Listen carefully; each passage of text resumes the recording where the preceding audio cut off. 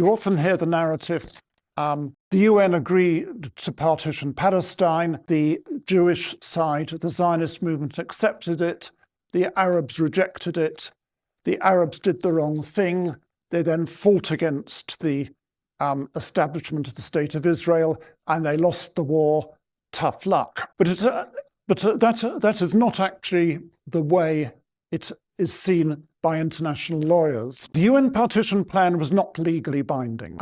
If you read it, and it's worth looking up online, you can find it very easily, you will see it is not something that you just decree. It involved a huge framework to put it into effect.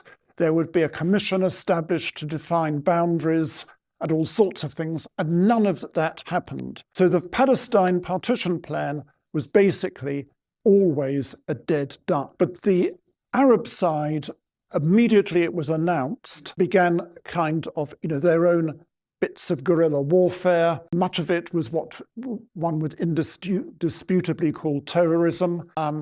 But what they were doing was they were fighting to have this reversed because they did not want their land taken away from themselves. What the Zionist side did, it had been preparing for years now for the moment when the British would withdraw and they would set up their state. They began to implement that. The difficulty with doing that was, if I can go back for the umpteenth time, the fact that the Palestinian Arabs had no institutions. So if there was lawlessness, you can't really be surprised.